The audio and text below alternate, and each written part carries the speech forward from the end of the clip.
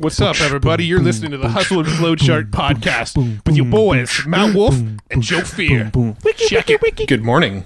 It's not morning. I know, it's actually kind of, well, we're recording this like it's dark outside. Dark and rainy. Dark and rainy. In San Diego, why the hell is that a thing? That should not be a thing. It should not, well, it does get dark in San Diego, just not typically rainy. I thought I was living on the beach with, in the sun all day. Yeah. No, it's been very well, weird. there are parts of Alaska, right, where the sun never goes down during, I think, the summer. I don't know. But yes, I think Alaska definitely experiences. Russia probably experiences that too. Probably the more north you get, the more you experience Norway, Sweden, probably. Yeah. Some places the sun just doesn't go down parts of the year. God, so if you want it to not get dark, move there. Well, if you want to stay away from vampires, move there too. Well, for part of the year. For part of the year. Yeah, well, yeah, get the hell out of there if not. It gets dark. Run! Yeah, because the other part of the year, it's dark all year round. I mean, vampires everywhere. It's insane, That's the worst time to be around vampires. Horrible.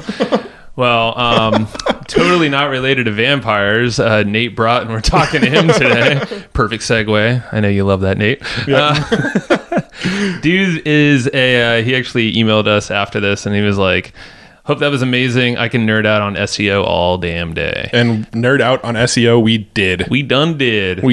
Don't worry, we're not really nerds. I mean, we are, but we like to say we're some of those cool nerds.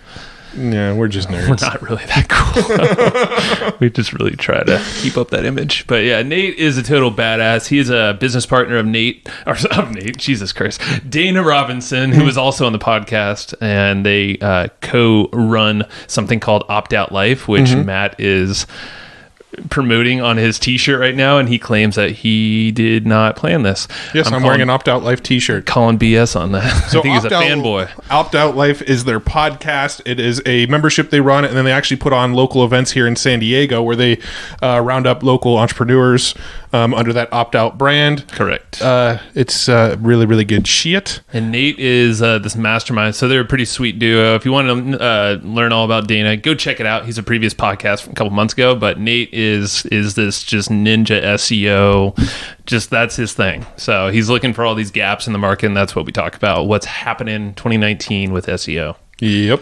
So I think that's it. And you know what? I'm going to give another shout out because we did this, the previous episode to Jen M.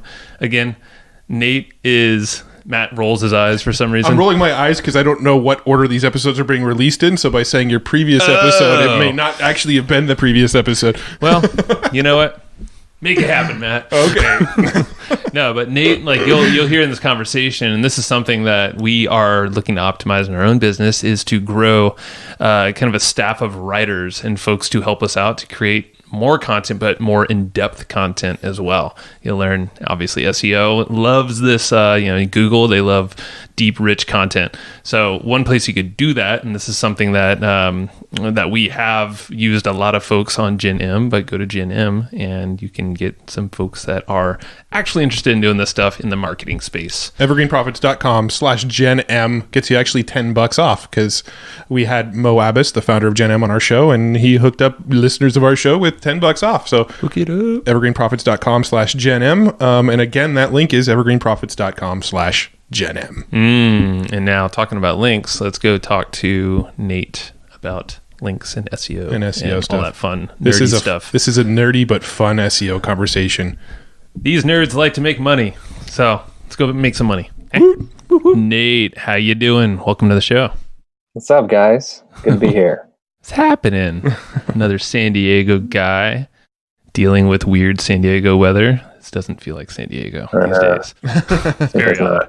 Yeah, man. So thanks for being on the show. We had your partner Dana on, Dana Robinson. For those who haven't listened, go listen after this one though.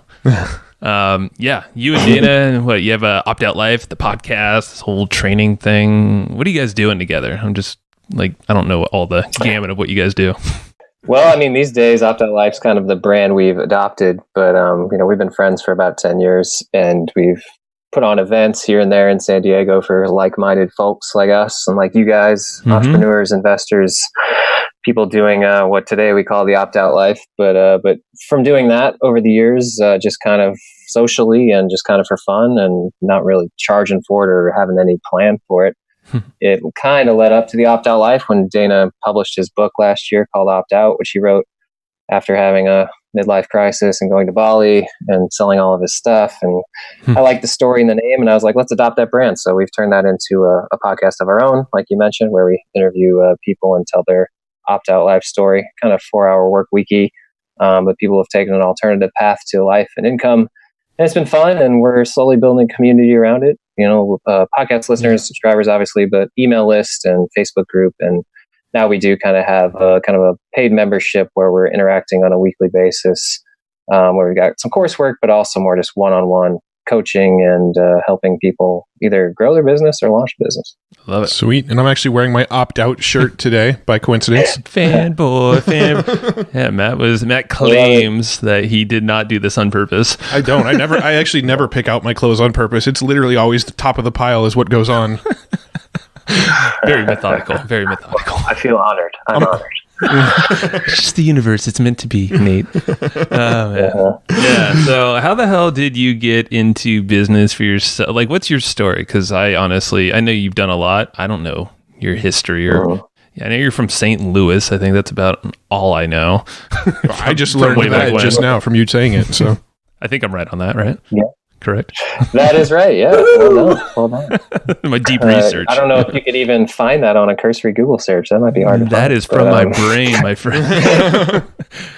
Take us back, man. Because like Matt and I we've been to your events, the opt-out life one you had last year. We've been to yours and Dana's like freaking house parties where you just take over mansions in San Diego and everybody just smokes cigars and drinks whiskey, and it's amazing. But yeah, like where did you start in this whole crazy journey? It started when I was in college. So when I was a freshman, probably the first couple of weeks, I was a little bit bored with all the free time I had after class, and I never really thought about being an entrepreneur before that. And that's not necessarily where the entrepreneurial bug bit, but it's where it started because I found a job in the school paper working for a company that turned out to be an online ticket broker. And so they sold tickets online, much like StubHub today. Mm-hmm. But back in the day, that was a bit more of a mom and pop, not just because I guess primarily because the internet was in its infancy. So this was 2001. And a couple of younger guys in their 20s had figured that out in my college town, that they could sell those tickets online and not just be standing outside the football stadium, slinging tickets with all the people that might get picked up by the cops. So they learned internet marketing as a vehicle to sell those tickets, and I got caught up with them pretty early. So they were still working out of their house, kind of bedroom style, basement style. Nice. And I learned SEO there. It's kind of before paid traffic was much of a vehicle or a thing. But SEO was in and around, and Google had enough. Google was the place to do it, and we generated a ton of sales through people just searching for anything and everything. So there was an inventory you could tap into that was a shared inventory of all the ticket brokers that had formed like an association. So we could sell Super Bowl tickets and New York Rangers tickets or LA Dodgers tickets, even if we didn't have them necessarily in our midst in-house. So we took that opportunity and just marketed the hell out of all events, concerts, sports, season tickets, whatever. And that's where I learned SEO, and I got caught on it pretty early, obviously, as a skill set, and saw the power of it and saw what these younger guys were doing, building a business, and fell in love with not only the power of the internet, but also just the culture that they were able to build around that. You can imagine a bunch of 20-somethings hanging out in a house and then eventually an office. I mean, it was a pretty fun place to be, and really became kind of my college social life and education. And that's where it all started. That's like the best way to spend college, it seems like. Usually it's just feels like a waste of time or a blur. Class, yeah. Right? That's rad. So you learned, so that's how you got into the SEO game. So what did you do after that? Because I definitely didn't know you during that age. Well, those guys, by the time I was a senior, they sold the company. There was some VC money coming in. I mean, like eBay acquired StubHub or I don't know what, and then Tickets Now acquired a bunch of people and got bought by Ticketmaster. So that world was maturing, and I think they knew that they probably couldn't compete. And also the regulations and laws around it are a little sticky. Never quite really know what's going on. So they got out at the right time. And when they sold that business, and it was a good sized business. I mean, we did $22 million in revenue in 2004, and they sold it in 2005. And we had already started some other stuff on the side. I mean, it's kind of typical internet entrepreneur story now, where it's like we can spin up websites for just about anything we want. Let's play around in real estate and mortgages and vacation rentals and a bunch of other things that I probably forgot. But a couple of those stuck. And they were nice enough to kind of fund a business with me. I'd worked for them pretty cheap as a youngster in school, learned a lot, and they were like, let's keep you and your team together. And we'll kind of go 50-50 in on a marketing company, an incubator, and build some sites. And we got pretty deep into mortgages. They actually started a mortgage company next door as we realized we could generate leads. So we were generating leads by the tens of thousands, mostly via SEO, and selling those off to the big banks, some of which are now defunct because this is pre-mortgage crisis. And then also to ourselves. So we just send them next door. And that fuel really led to a pretty big fire growing over there on that side of the wall. And that mortgage company got to be pretty big. And eventually, like fast forward several years, that turned into a gigantic mortgage bank that specialized in government-backed home loans, VA, FHA program loans. Nice. And that was really my next big entrepreneurial thing.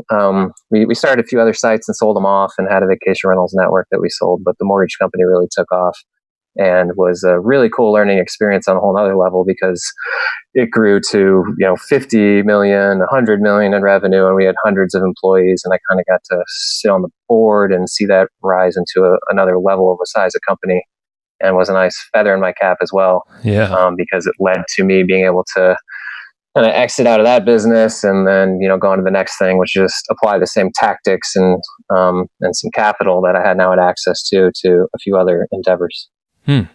That's a hell of a way to learn right there. After all that. So you latch onto the SEO thing and then you just freaking direct it as you wish. And it's just, you're in the right place. What was a mortgage lead worth, just out of curiosity? Probably like $15, $20, and then pretty quickly into the $40 to $50 range. It was before AdWords really took off, and as it was taking off, like that drove up costs over time, just because click costs drove up and there were more competitors. But when you're just getting organic SEO mortgage leads, and there wasn't much of a maturity or trust in a mortgage lead, we were in that kind of. I remember selling them for $12, $15 way back in the day. So how were you, like, what did these landing pages look like that you were driving traffic to? Because, Google obviously, I mean, back in the day, it could have been totally different, but they seem to kind of favor more content than like landing pages. Were you actually ranking landing pages where you were collecting the, the name, email, phone number, that kind of stuff? Or were you actually driving people to content through SEO? Primarily to content. I mean, not the long, deep stuff that you'd expect today, but 500 words, 800 words, some FAQs, pages like that spread around the site would rank and drive most of the traffic. And then we would just stick kind of like short forms in the sidebar sort of thing, or kind of click, name, phone, click to step 2, complete on that page. And I mean, most people were on desktop. They weren't as used to quick, sexy forms or even being prompted by them. So it worked decently, I think. The conversion rates were probably still, on a long form content page, 6-7%. And I mean, sometimes 10-12% even. Wow. Not bad. Not bad at all. Jeez. Yeah. No, I'm kind of curious, just like what SEO looked like back then. Like what were you doing to rank the sites back then, and what worked then? If you were so successful with this and you're able to kind of knock a whole bunch of these types of businesses out, you must have had sort of a routine or strategy that you kind of worked each one of these through. Yeah, of course. It's a great question because it was different back then than it is now, but you kind of got to always have that playbook that's working and evolving. But back then it was, it was still content. I mean, keyword rich content on if you're going to talk about VA loan refinances, that's what the page title needed to be roughly. And that's what the URL needed to be roughly. And, you had to write 500 to 700 words about VA loan refinances. And then you had to buy a shit ton of links. Honestly, like that was the game. Whether you're buying them or earning them, or I don't really care what you want to call it. But for mostly us, it was a volume play with link buying. So we set up a department of outreach, offshore and here in the US for follow-up, and would just really scale up what is now, I mean, it's been kind of abused and it's probably not even a common practice, but finding email addresses of related sites and blasting them out, negotiating deals, and paying them anywhere from $5 a month to, $1,000 a month to host links in their sidebar on a dedicated page that we created. I mean, something like that. And it was totally a volume play where we were probably spending $500,000 a year on just links. That's funny. It's funny because Joe and our first business model, when we first got into business together in 2007, we were actually creating these blogs. We were trying to get them to rank for keywords, and then we were actually selling links on the blog. That was actually how we monetized the blog, was we were allowing people who were trying to do SEO to come to us and buy links on our website. Text link ads, yeah. Yep. So that was one of our first monetization efforts. Yeah. I don't think those services are really around as much anymore. I think it's a little more frowned upon by Google. Like, what are some of the big differences now? I know, like, you still have more of this journey, but if you compare, like, now, what are unless maybe this is a deeper dive that we wait until later in the conversation, but SEO, like, what are some of the big things you should be nailing now? Obviously, title tags are still super important. Yeah, like, I think kind of as I mentioned, it still has to be, one focused topic is what you're writing about, and that's in the URL and that's in the title. And I think now so much more it's about content planning, content depth, content outlines, content briefs, whatever you want to call it. When we are trying to rank sites these days, we're writing several thousand words, and we're being very prudent about the order and the questions that we address as we kind of create, like, a lot of it would be like back in the day, we would write whatever it took to get 500 words about a topic. Today, we want to write the ultimate guide to that keyword or topic for every single page that we create. And Google seems to really like that. And there's tools that are built around finding out what all those things are. So you can't just talk about VA loan refinances. You have to talk about rates and the history of the program and how long it takes to get your application in and processed, and what the different types of refinances are that you can do, and cash out refinances, and on down the list. There's probably 10 or 15 FAQs that probably used to live, on a separate page, or were just not something that you would write in depth about. Google really seems to like that stuff. And so I think it's put the onus on the site creators to, not just hire an overseas person to write 500 words. You have to think it out, plan it out, show you're the authority, demonstrate that with long form content, and spend just a lot more time on the content creation versus the link buying and building. It probably used to be 10% of expense and time on content. Now it's 90% versus, what it used to be. What's like so let's start with like on-page optimization. What's like the 80-20 people should be concerned about with like on-page optimization? I mean, when I think about that, I think it's simpler than people can make it out to be, or maybe they just half-ass it. I don't know. Like, if I'm building a site from scratch, I have a nice, clean site structure that's like putting things in a couple of buckets in the navigation with kind of hover over navigations that drop down, and then you see like how to do this, FAQ question this. If it's a site that covers different states, like I was just working on a divorce website, and divorce is obviously different state by state. You've got kind of a state section and then state pages for each one. And then the URLs for those things should just be simply /California, /Maine, not some long drawn out thing buried in some other folder. And then as you go on down the site and on-site or on-page stuff itself, it's H2 tags with titles and subheadings, those questions that we were talking about pulling in, those different topics that you have to address. I like nice, clean code with long-form content with H2 tags, and then related links on the sidebar, like interlinking the 5 most related topics that you're writing about or that you have on your site that address whatever the finance side of divorce in California. You'd want to link to that from the sidebar. And that's really not that complicated. I think sometimes there are competing forces that make you not do that, whether it's like the CMS you're using or the template that you pulled off of WordPress, or you're working on some sort of conversion optimization thing and not worrying as much about the content itself. Like, I think the more a site, when you view the code, looks like a Word doc, that's just a long form guide that you would have bought on Reddit on the topic, the better. And that seems to work a lot for me in ranking sites. That's cool. Now, when you with the actual content itself, are you going and writing the content? Because I imagine you're probably working in a handful of niches that you're not that super knowledgeable in. So, how do you write the content yourself and do research when you do this stuff for these kinds of sites, or are you going and hiring writers? Hiring writers for sure. I don't write any of it. I know enough about the topics to like create the outlines, obviously, and there's a bit of science to that where you could probably do that without even knowing what the topic is at all. Like it's almost like use the tools and intuit like what some of the questions and related things are. Like I could probably do it about car parts or something, and I don't know anything about car parts.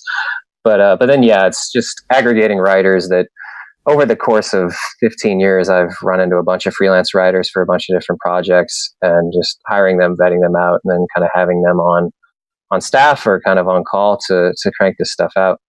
Nice. That's actually, I don't know if you guys saw it, but there was some AI demonstration of writing an article, like a news article that was released on some big publication the other day. And it was like freakishly like perfect. You know, and it was like pulling in different sources, like all that stuff you said, Nate, that you're like, okay, we got to grab in some interest rates and all these other things. And, you know, it like did that just AI. I'm like, holy crap. Like, I don't know how that's going to affect where to things. sign up. That's crazy. Exactly. Well, that's what's amazing. Now, do you have any like specific resources that you can like recommend where people might be able to go and find some quality writers, or how do you vet out writers? I don't have as much on the writer side as far as like tools and resources. Like as far as tools and resources to do the content planning and the outlines, I got a handful of those that we can address. But writers, like, I mean, we found them everywhere. I found them via college job boards. I found them on freelance sites. I found them on Craigslist. I mean, I think the last batch we've gotten in the last couple of years have been mostly on Craigslist, honestly. Which I know that just becomes a pain of vetting and going back and forth, and it's not easy. You have to just assign them something and get it back. But it's like anything else in business or life, like you just kind of got to go through some of that pain. And I think that if you can get a direct relationship with a writer like that, like we've got some that are local to Southern California that are former journalists. I think everybody can come around to the idea that there's a lot of those folks sitting around looking for work, and have a good direct one-to-one relationship with them. Your rates are going to be a little bit better. The quality is going to be a little bit better. And that's where we've really found success and some scale, because we found a few people who have been excited to, like, you know, have their cousins and nephews and relatives and other people they know write too. And then our contact kind of helps edit and corral those people. So what are some of those resources and tools you said you kind of go to for your content planning?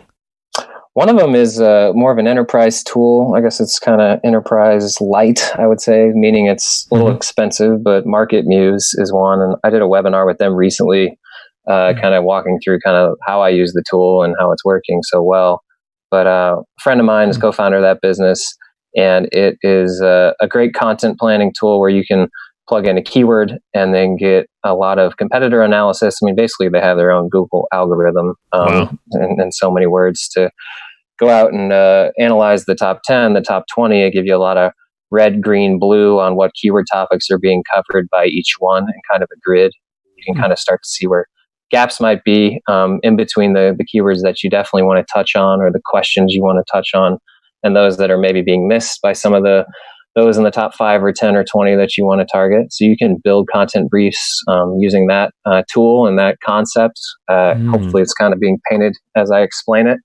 And that tool also does a lot of side-by-side analysis. So once you do write content, it can give you a content score based on their algorithm, compare it to some competitors, and then you can kind of identify areas or topics you could add to it to kind of beef up your score. And it's a pretty good test of, you know, where your content's going to rank, all things considered. If you're going to put it on a site that has some history and is doing links and all the other things, I found it very useful to aggregate a bunch of the work you'd have to do otherwise using tools like Ahrefs, SEMrush, free tools like answerthepublic.com. I mean, these are great tools, but there's a little bit more legwork in creating keyword lists and backlink lists and competitor lists, and, you know, exporting everything and trying to piece that all together into a content outline for a topic. Yeah, we use Ahrefs. We use Ahrefs. $200 a month or something. The plan we're on, I think, is $179 a month or something. What is something like Market Muse cost?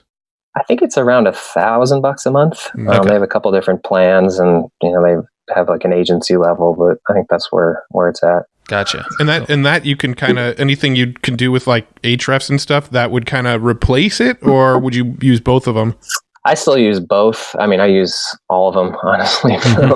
It's nice to have different sets of data, and Market Muse doesn't have some of the reporting and the like kind of the robust stuff you can do on a keyword level. It's more of a content planning tool than tracking campaigns and rankings over time. And I still go to SEMrush or Ahrefs for quick competitor analysis when I'm just playing around. And when it's time to sit down and actually map something out, I'll lean a little bit more on a Market Muse.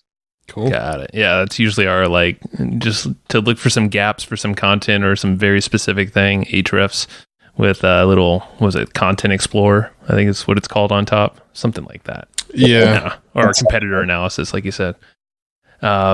Cool. So anything else on, so we have like writers. I know people get intimidated, not to really bring on the writer, but to take their voice or write with their voice or their structure that kind of works.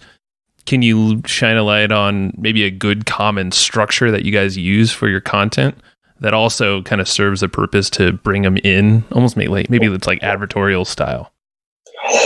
Yeah, I mean, a lot of the stuff we create today that I use those writers for is I try to keep it a little voiceless in that I'm usually using it to create like the meat and bones of a site, whether it's a service site or even maybe a product site, but most of my stuff is services. And I was just talking to a writer about this yesterday, where it's like, you're writing too much like a journalist. I need this to be like a textbook that is very plain and simple. And we've kind of geared more towards writers that can do that. And then if you're doing something more like a blog or something for social, I can certainly understand where that stuff comes in, like voice and matching it and who you are. But I also believe that, if you're building a site out early on, or even if you have a site and you're actually going to make a concerted push towards more organic traffic, you can try to write pretty bland, write for Google, and worry about finding a voice later when you have a bunch of traffic. Yeah. I don't think that much about voice early on. I actually had this conversation also this week with some partners where they're like, we need to worry about, how this is being perceived if you're a user and what the voice is. And I'm like, it doesn't fucking matter because all that matters is we have long content that ranks. And when we rank, I promise I'll come back and figure out the voice wrapped around this stuff that we need to do to get there. Now, in the content that you create, are you trying to do you have calls to action? Is it like is there any like persuasion in it where you're trying to sell them something, or is this just content that you're trying to rank and then hoping they take an action like in the sidebar or something?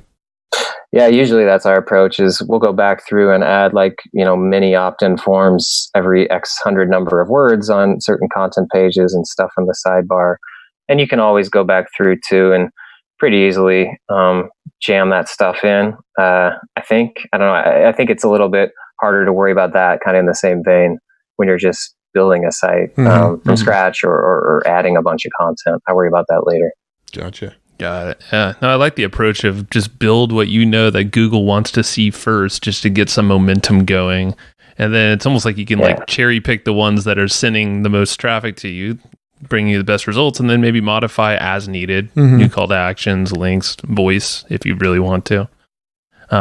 Yeah, I think that works. That can't work for every single site and every type of business idea, but for just about everything I've done or is popping up in my head as examples, you can apply that somehow to drive meaningful traffic and have that type of content being built for sure in that way.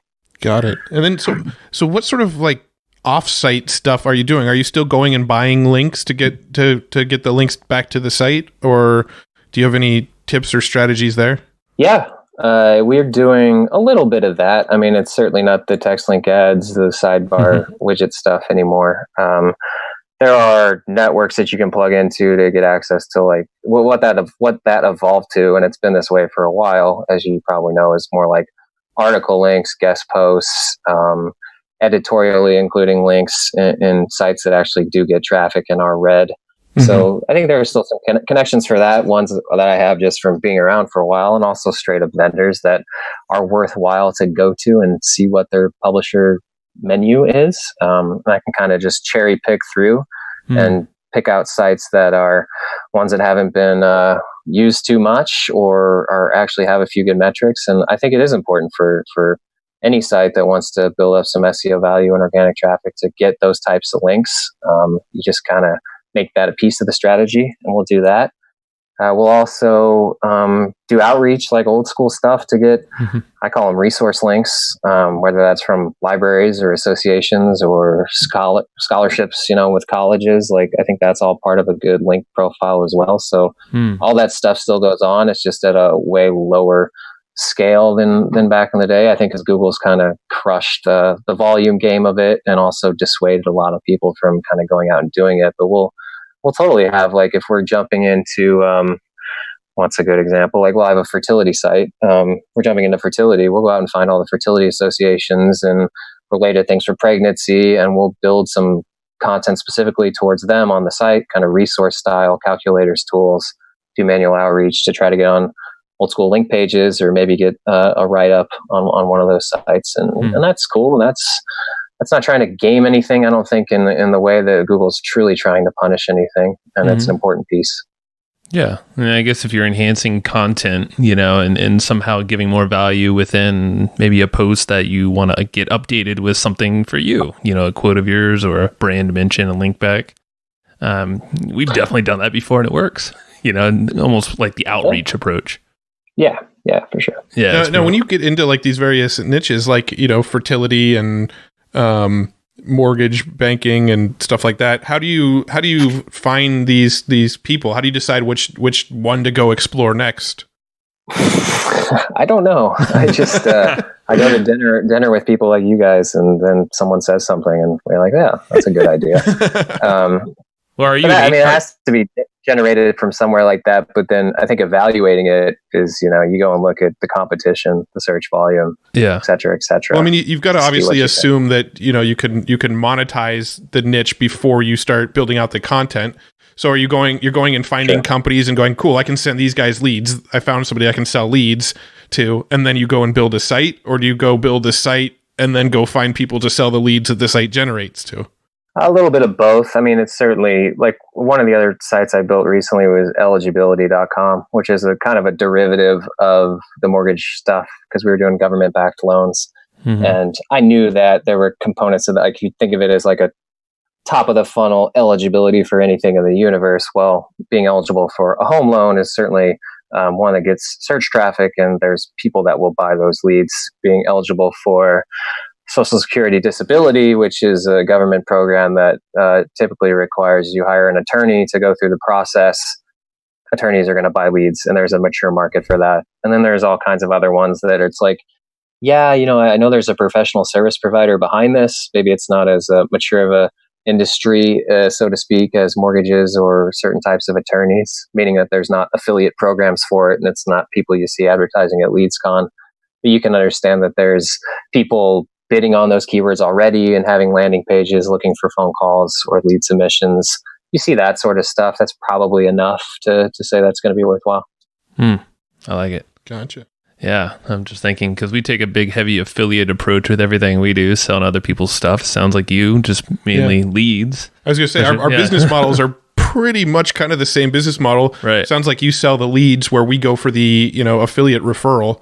But kind of the same business model. We lean pretty heavily on PPC, Google search ads and Facebook retargeting ads and things like that. But we also are trying to put more and more effort into SEO as well. So, what we've actually found is that when we run Google ads, like Google search ads, that actually helps with our SEO as well. It's almost like telling Google, hey, here's something relevant to put in front of people. And if people click on our Google ads and they stick a long time and we get high sort of quality scores on Google, we do notice that the actual article organically starts to climb the ranks a little bit too.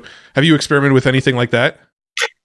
I haven't done many direct experiments with that, but I've heard that, and I'm not surprised because there's no reason to believe that they're not using some of that data in that the way you've just described it. So I think that makes a lot of sense. I mean, they're doing so much more today with organic results from click-through rates and time on site and user experience. They've got access to all that data. You might as well throw it all in the same pool. So that's interesting to hear another example of that working.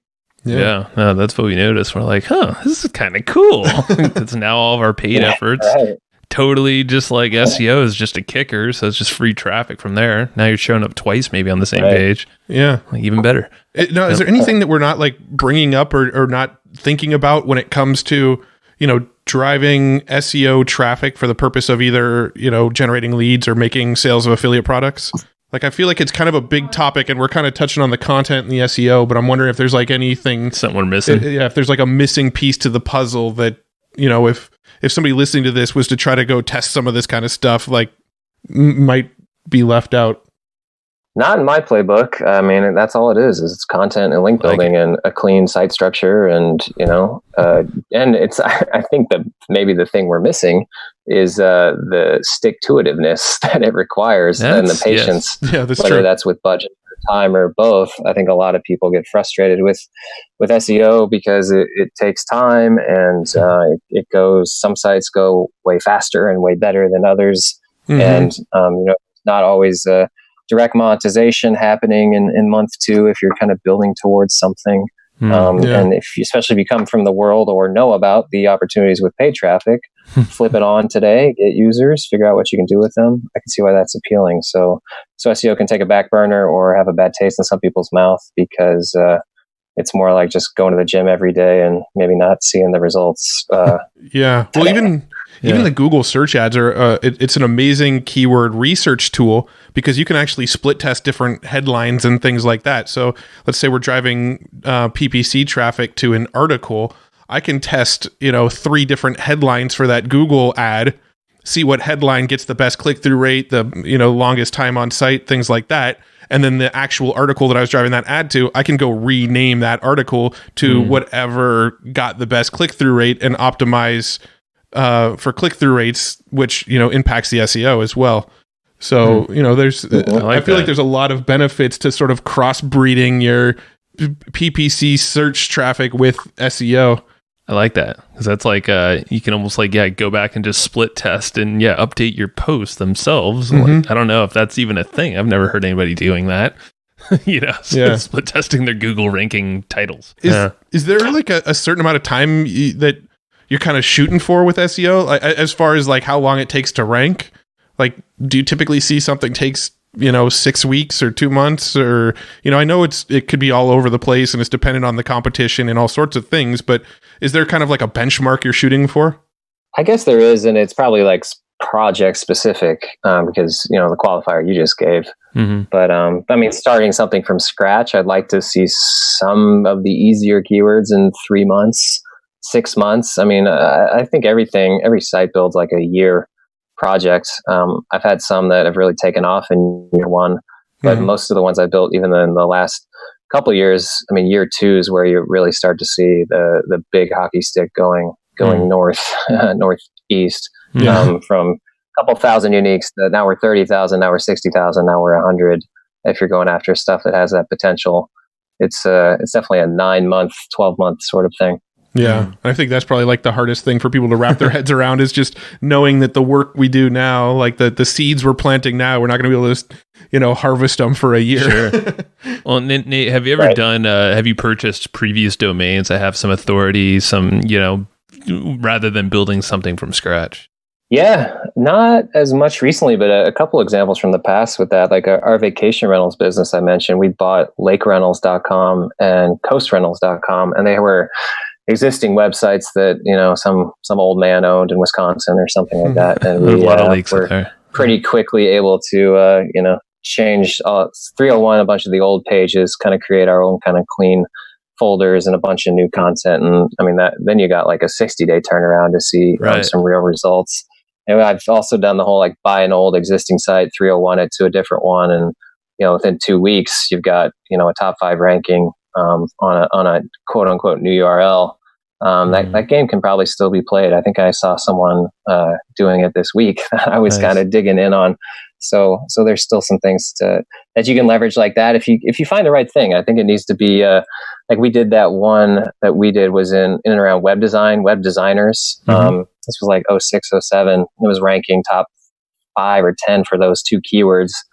And it was just a generic like regional site. And we bought it and 301'd it to like a sexy web design company name and built out a bunch of new pages. But we held on to those top tail keyword rankings and built out a bunch of other ones. So it was relevant and had some age and it worked.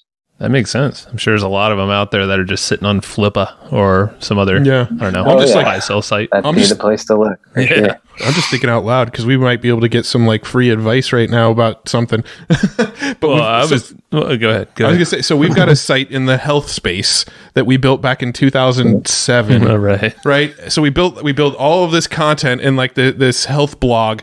And it was built up over like 2 or 3 years. There's probably like maybe 1,000 articles on the site by now.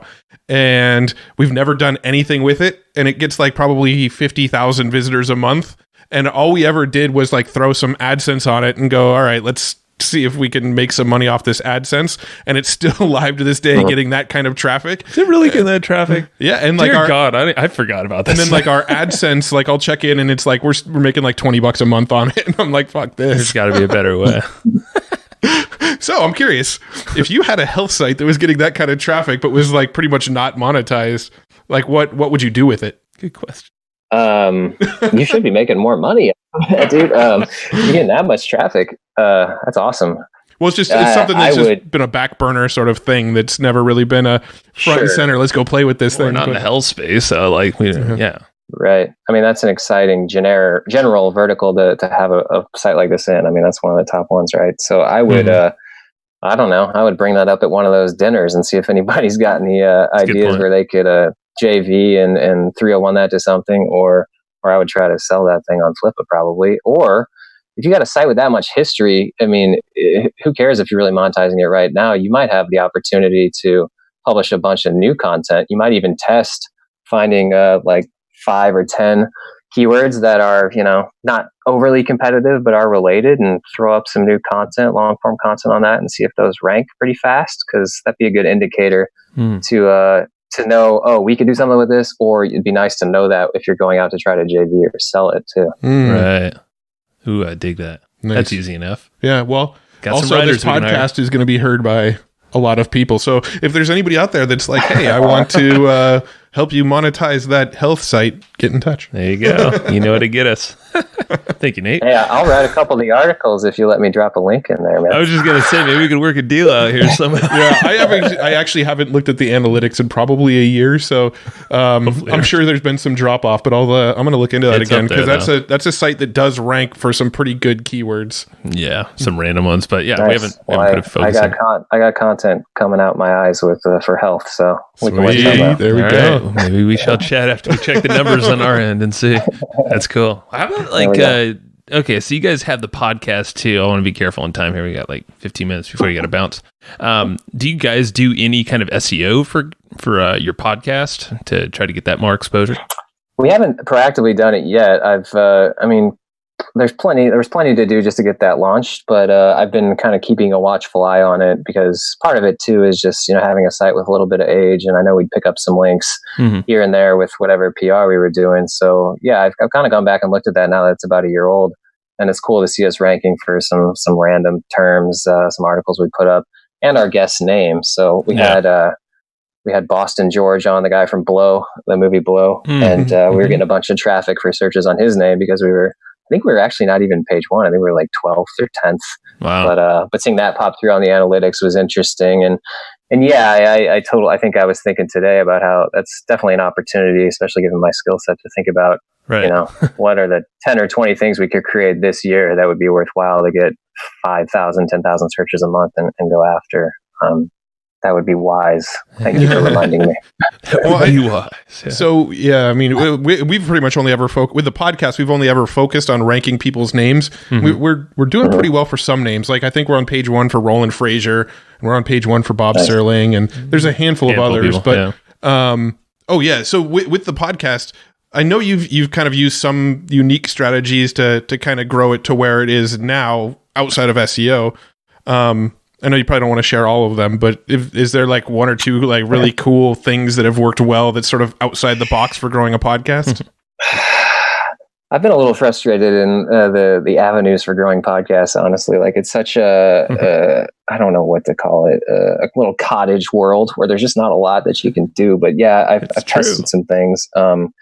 Reddit ads have worked really well for us and have been fairly cost effective. So targeting a couple different subreddits and, changing up the messaging and how often we run them to not piss anybody off over at Reddit, just because I'm sensitive about what's going on over there. But sensitive folk. That's been good. And we got a lot of, anecdotal emails that, people found us there. So I think that's worked really well. We also bought some ads on a couple of different, second tier podcast apps. I think Overcast was one. Maybe I think we told you guys told about us to do that. You guys did too. Did that work out for you? Was that all right? I think it worked pretty well. Turned it off, and our podcast producer guy was like, "You should turn that back on." And I was actually driving drivers and stuff. So nice, not bad. But you tried some. Do you know any other platforms you did some ads on? Off the top of your head, Castbox. They all kind of sound the same. Podcast Addict, I think we did some ads. We did one on anything that was kind of in that second tier. Okay. We just recently did one on a site called Podcast Republic.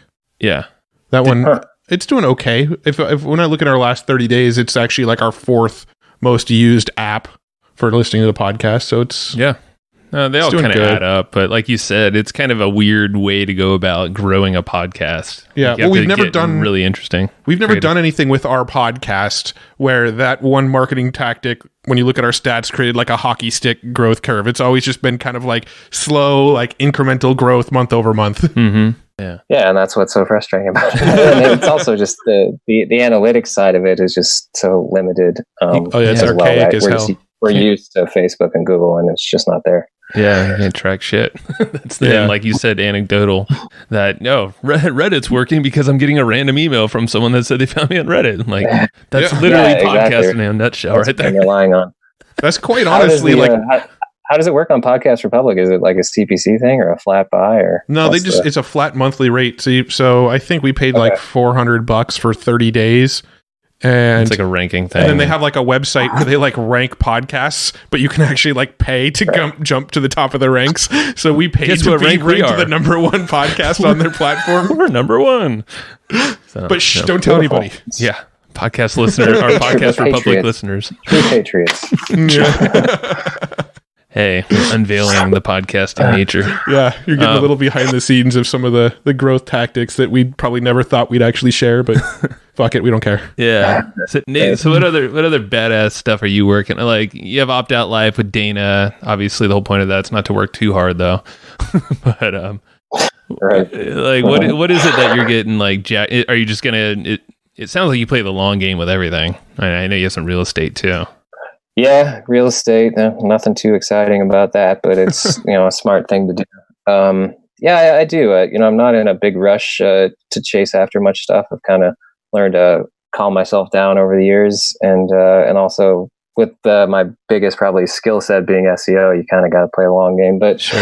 But yeah, I'm excited about some of the stuff we're doing in health. I'm launching some sites in and around genomics, genetics, with some good backing, some good partners who have connections in that industry. So there's a lot of I guess growing awareness about that stuff from like 23andMe, and I mean that's really just the tip of the iceberg of consumer interests and what those tests are going to be able to diagnose and do. So going after some of that stuff kind of hard. Relatively hard based on long-term content growth and going after some traffic. Excited about that, and we'll see where it goes. Yeah, really quickly, do you know this? The guys, what is it called? Self-Decode, Matt? Yeah, Self-Hacked. Self-Hacked, yeah. We had him on the podcast, the founder, and yeah, they're deep in that space that you're talking about, genomics and all that. You should check him out. If you need a connection, let us know, because he cranks out, he has doctors cranking out content for him on that website, and they also have a whole genomics side, but yeah, no, his super like interesting. requirement for writers was like you had to go to be a doctor that went to like one of these specific school. Like he's very, very strict and hardcore about what writers he gets on. Yeah. But his site's all about like the genomic stuff. Like he actually built an app where you can take the raw data from 23andMe, upload it into his app, and it actually kind of gives you supplementary data that you didn't get directly from 23andMe. Mm-hmm. That's really smart. I mean, I've definitely come to that conclusion, as many people have, that there's a need, because when you get those results, it's, especially from those types of tests, you're like, okay, awesome. Now what? Like, it's, you can pay them $10 a month to expand your family tree, and I mean, that's not really that interesting. The lifestyle stuff is where it's a lot more interesting, and that's housed inside that data somewhere, you know. Totally. So I nerd out on that stuff. Check. Yeah, there's a lot of good stuff there, but like Prometheus, I think is what I use, and it's just like you got to be like a computer scientist to even like understand what the hell they're telling you. Well, I just remember like the self-decoded thing, the one that Joe Cohen did. That one was like, it was pretty cool because you plug in your 23andMe data and it would say like, we recommend these vitamins, and it would actually like tell you which vitamins that you should be taking as supplements based on like all the data that you uploaded and things like that. And like, you know, you're probably sensitive to this food, but not this food, so eat more of this. And it sort of helps you give you suggestions. Basically. Yeah, it helps give suggestions on like what lifestyle changes you should make based on the data that you uploaded. Right. Interesting. That's cool. Where's that guy based? Is he in San Diego or is he No, he's... I don't remember exactly. I forget. He was on the podcast. Somewhere he was else. Probably from last year or the year before even. But you could check him out. Yeah, Joe Cohen. But yeah, if you need an intro, just let us know. We have his team's contacts. Cool. I mean, yeah, it's an exciting space, right? Like anybody and everybody you talk to about it, there's a story or a relation or something about it that makes it interesting. So it's a cool place to be playing around. Yeah, timely. All right, man. Just want to make sure we're good on time. So a couple wrap-up questions, Matt, unless you had any other SEO stuff top of your head. No, I think we kind of covered a lot there. Yeah, we did. So what's like a good book, some kind of resource that you just recommend to others, either business or maybe, you know, just total personal life type book that you just love to read and say, hey, yo, read this shit? There's one I always mention that's called When I Stop Talking, You'll Know I'm Dead. When I Stop Talking, You'll Know I'm Dead by Jerry Weintraub. So he was a Hollywood producer, and he took Elvis out on the road. I think he died a couple years ago, but he's got an HBO special called His Way. And I really loved his story from the 50s on through the Ocean's movies. He was a cool guy that interacted with a bunch of different people. And I loved his book, his like kind of autobiography. And then the other one I just read called $1 Billion Whale just came out. It is kind of like the new school Wolf of Wall Street. So there was this Asian guy named Joe Low who has set up a fake sovereign wealth fund with the prime minister of Malaysia and had some, dubious accounts in the Seychelles that were allegedly backed by Middle East financiers. And he basically stole like $5 to $10 billion and blew it on parties and celebrities. And he actually he founded a production company that financed the Wolf of Wall Street movie. Wow. He actually hung out with those guys and did produce that movie. So like it's real world stuff. Wow. But that book just came out recently and it was a fun read. What's that called again? $1 Billion Whale. $1 Billion Whale. That sounds super interesting. Yeah, that sounds like one that'd probably be good on like Audible or something too. Yeah. Hell yeah. All right, cool. We'll check both those out. I haven't heard of either of them. All right, man. So where should folks go learn more about you, look at Opt Out Life? I guess these days just optoutlife.com or check out the podcast on wherever you get your podcasts. Got some cool ones up there, and we've got about a year's worth in the archives now, so something that should cater to everybody. Yeah, man. You guys are like the big boy. You have the big boy pants on for the podcast. You know, you have the nice studio, cool imagery. We're just here in Matt's house, you know, and spare office. But it's all good. No, we're in a professional podcast studio. A long time though, man. So I admire your stick-to-itiveness on this for sure. Yeah, the podcast is definitely, you know, sticking on that theme of the long game. It's definitely one of those long game plays that we've been doing where the first like year we did it, we were kind of like, why are we doing this? We're not making any money as a result, and constantly debated about keeping the podcasting going. But now, almost 3 years in, we're really starting to see all the benefits as far as like networking and people coming to us, offering us opportunities. And, we've invested in other people's businesses now from people who discovered us on the podcast and things like that. So it's hard to see the light at the end when you first start a podcast, but it eventually stuff starts to come together. Yeah, I agree, man. It plants a flag, and if you like the medium and the practice of creating it, I mean, it is a bit of a grind, but it's not as bad as staring at a blank cursor and having to write something, in my opinion, and probably most people's opinions. And you're right, it's a fun thing if you stick with it, which fortunately most people don't. I'm digging around, looking at other podcasts in the store. It's like 90% of them you find are dead. Totally. I'm sure it's probably a higher statistic than that, right? Yeah, pod fade is legit. It happens, and that's another thing. That's an opportunity. We could buy a show potentially, and that was actually something that somebody was recommending to us at a different podcasting event that we went to. Is you go find shows where the guest is no longer making content super actively.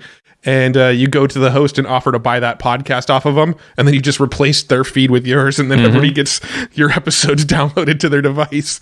But we haven't done that yet. That kind of borders the gray hat side of things of podcasting that we don't really want to do. You never know. Yeah, I don't know. I think you should try it and tell me how it goes. We'll try in a different niche.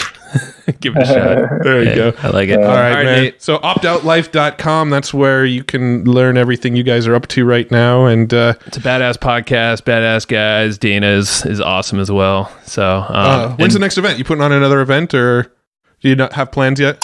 We're talking a lot about it. Can't quite decide if we want to do a really big one or more like what we did with kind of the 50, 60 people. But I think we're going to have one of more of our local kind of old school house parties in the next 3 or 4 weeks. We got a house up in Delmar, so nice. I know you guys will be on the list for that. So we'll talk about a bigger one while we hang out there.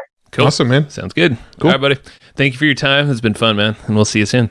All right. Anytime. See you guys. All right, bye. All right. Thank you. And I hope you just enjoyed this episode you just listened to. Now, right now, before we sign off, I have a few things I would love for you to do. So the very first thing is to go find our guest on Facebook and tell them that you loved their episode with us. That's going to help them just feel good about themselves, but also it's going to spread the word a little bit more for us. So go find them on Facebook. Everybody's on Facebook, and go say that you love their episode and maybe one cool thing that you learned there. The second thing is to go to iTunes and subscribe to our podcast. Just look up Hustle and Flowchart and hit the subscribe button.